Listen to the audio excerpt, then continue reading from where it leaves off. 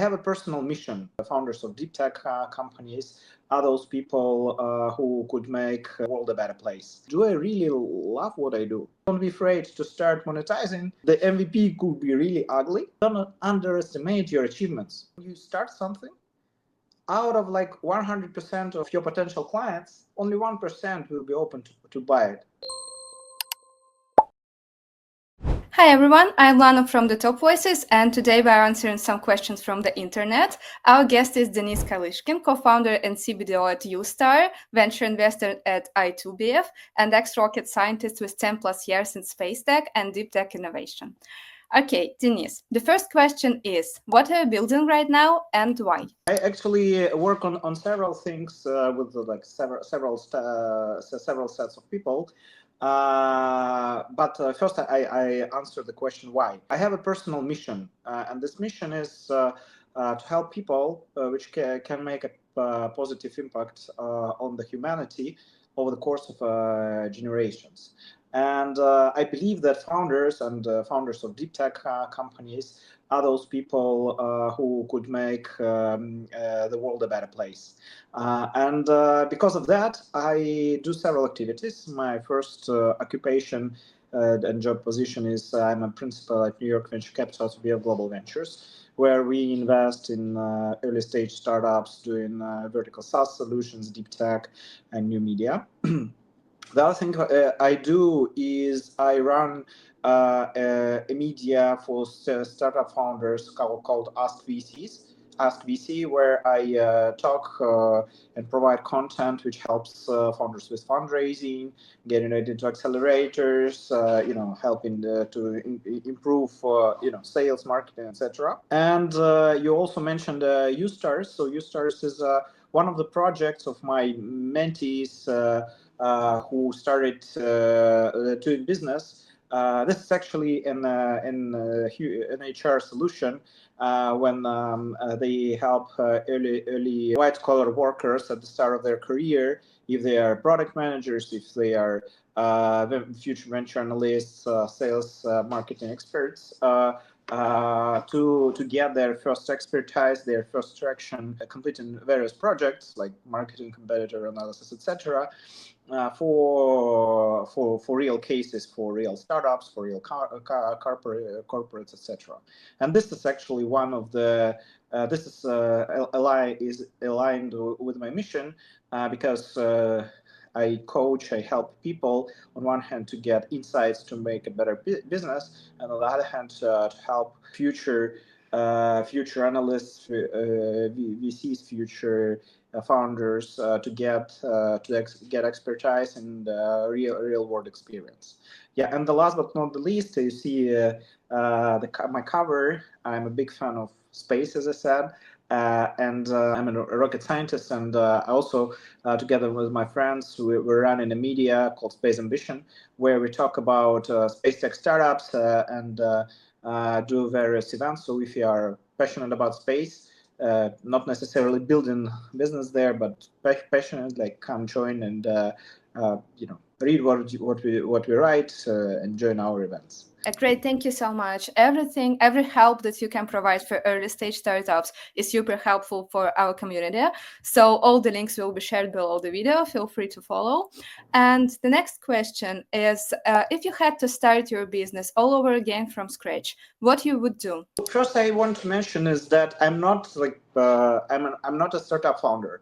But I have experience of starting something and failing something. So what I really believe in is that if you want to do something, you just start doing something. For example, as with this activity, the activities I mentioned, we started, for example, Space Ambition with almost zero traction in the aerospace industry. We just had a mission. We just wanted to do something, and we just started to do what we could.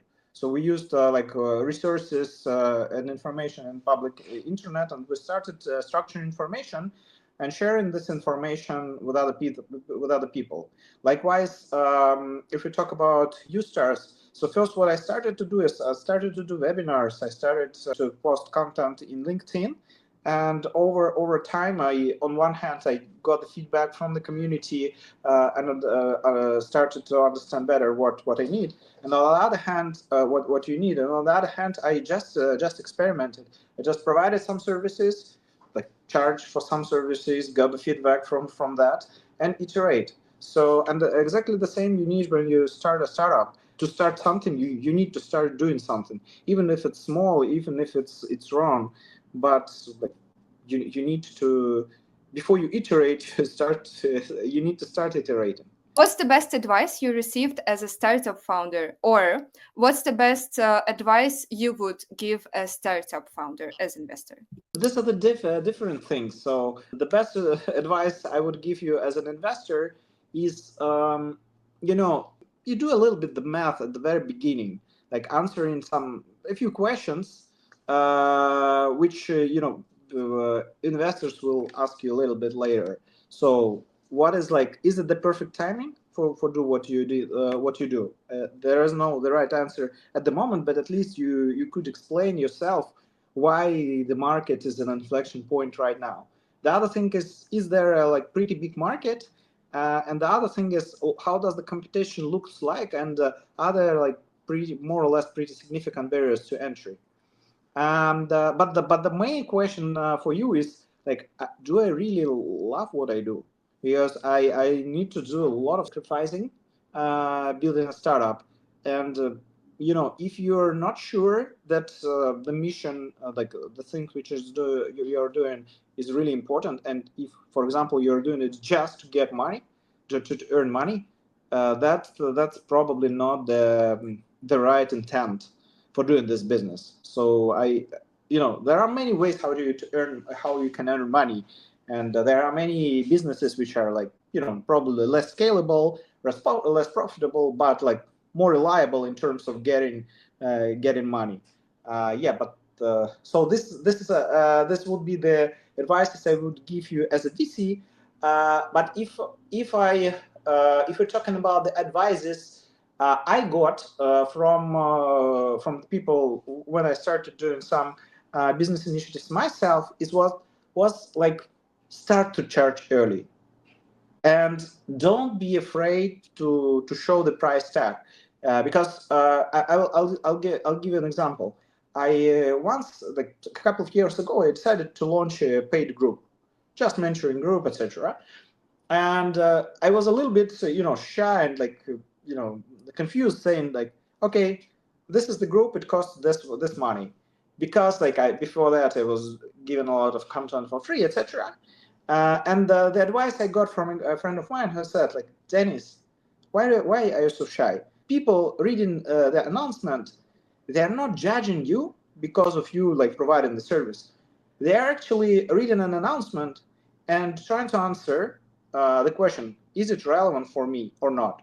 So those who believe this is relevant for them, they reflect, they reach out to you, and those who believe that it's not relevant, they just skip it, and no one remembers this. So like, don't be afraid to start monetizing. Start monetizing so early, and actually don't wait for building your perfect prototype, because many things which I did like were like just WhatsApp groups, or like landing pages on no code tools, or the MVP could be really ugly, but I tried to create value, provide value, and there are people which are ready to pay for the value, even if it looks ugly. So do that. The other thing is, which was really an eye-opening recommendation for me, was about don't underestimate your achievements. For example, when I launched one of the first paid services, like almost no one showed up. Just one person decided to pay me, and I was like, disappointed, saying like, well, like probably I'm not a success. It's not a successful success. No one needs this. But the coach I was working, business coach I was working with back then, said like, Dennis, you did just one post, and you found and you were doing it for the first time in your life, and you just got someone willing to pay you for this ugly post. So like praise yourself, like it's a good achievement, like just continue doing it. And he said like my first consultation costed me like only $20. And this my coach told me like, and he said, you know, it was like I was doing something which I love, and people happen to like to pay me for that. That's a great achievement. So what I'm saying is that don't underestimate your achievements. So don't be so harsh on you. Sometimes like just that there will be very many tough moments in doing business, and don't make your life even more stressful or discouraging by saying that you're not achieving anything, because it's a tough journey. It's emotionally tough journey. Yeah, thank you so much for saying this. It's really helped me already, and I really hope that Okay. it will help everyone in our community. Because yes, sometimes founders are too hard about everything happening, like all denials, accelerator denials, investors denials, and And you need to remember, when you start something, out of like 100% of your potential clients, only 1% will be open to buy it. So later, when you become a big brand, of course, this proportion will be higher.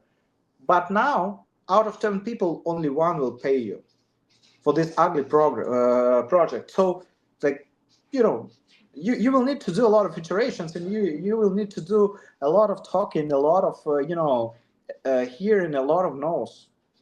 So don't be disappointed too early. Yes, if you like get several hundred no's, and there are signs why no is the answer all the time, then you probably have a problem. But oftentimes when you're doing something, you'll be hearing, I would buy if you had this functionality or that functionality.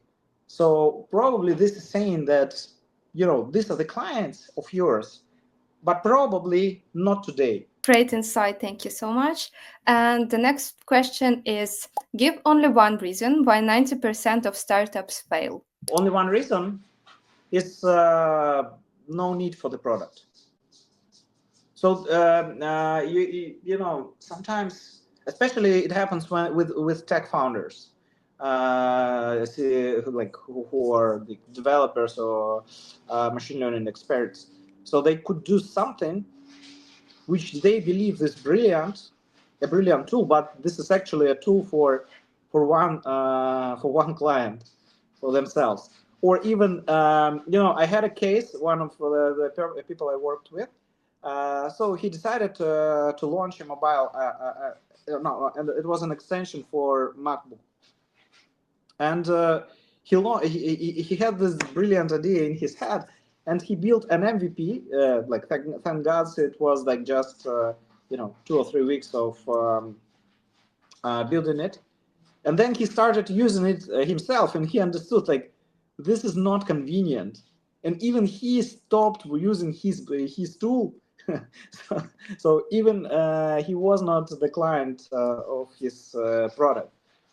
So like one of the most number one reason is that no one needs that. The popular one, actually. And the last question is: what is an indicator that the startup is going to fail? Actually, no one knows for sure whether you're failing or you're succeeding. And even Sequoia, even Y Combinator, they can't say that this particular startup will be a unicorn. We're in the business when the outliers, from times to times succeed.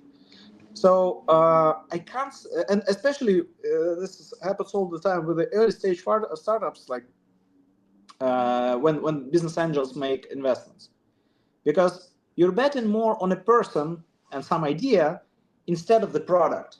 And like when this person will be raising the next round of investments, the product will be different. I've seen this all the time. So it depends on the stage, but there are no like reliable indicators that it is going to fail. Obviously, there are some obvious indicators like 20-year-old developer who is launching some solution. So it's not 100% that he wouldn't succeed. Mark Zuckerberg like succeeded after all. But there are some flags, some marks that the journey of those people will be a little bit tough.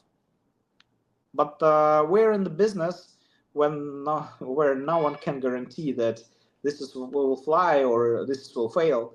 And to prove this case, like look at the Clubhouse.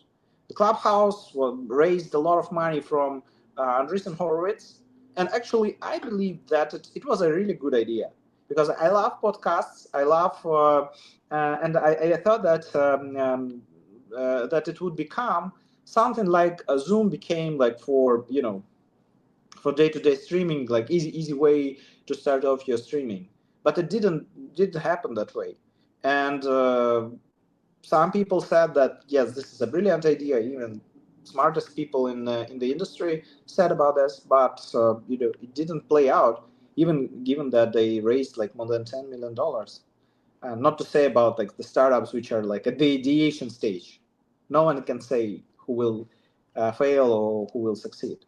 But the Yeah. one flag is if you're not doing anything, like you're just dreaming about it, like this is a good predictor that nothing will happen. Yes, how can something happen if you are doing nothing? For sure. So actually, the story happened to my startup. I have a pet startup. It's called Levelty app, and this is an app for kids and parents managing chores and tasks for kids. And when we first released the product, it was like we couldn't onboard a single user. Like nobody could even start using the product. Not talking about paying for it. And I've spent 1 year to reconsider the whole app. I wanted to close the project 4 times. So who saved me from this was my partner, who supported me a lot with this, and supported me when I didn't have a full-time job to cover the cost for the project. But now, after it took 2 years, and we rebuilt the project, like investing 2 years in something that you don't believe really would work was super hard for me, but it worked finally, just because I wasn't like sure, 100% sure in the idea, and I wasn't receiving any market reaction to the product for 1 year. And after the second year of iteration, we reached like 1,500 in MRR.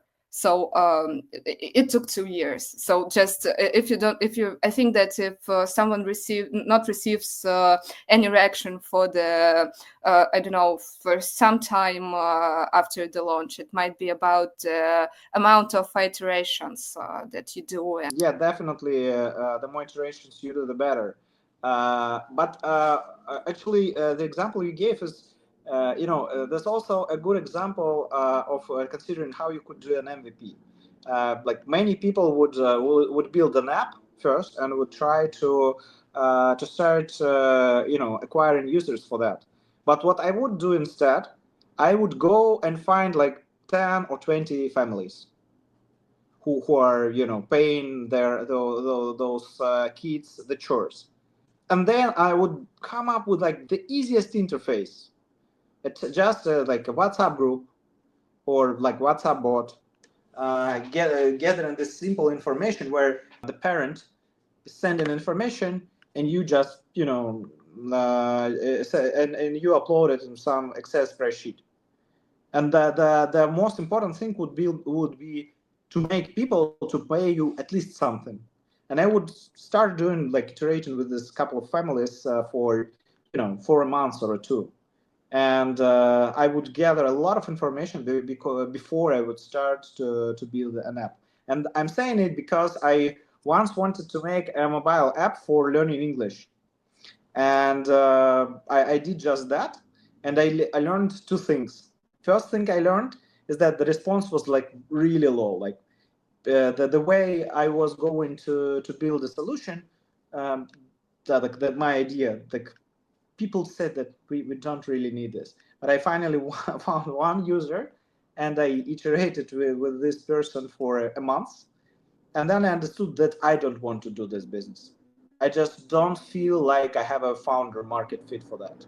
So I closed the project and like get it out of my head. This is actually a great thing when when founder founds product market fit but loses founder market fit. It happens. It happens. Okay, this was actually the last question. So thank you, Denis, for joining us today.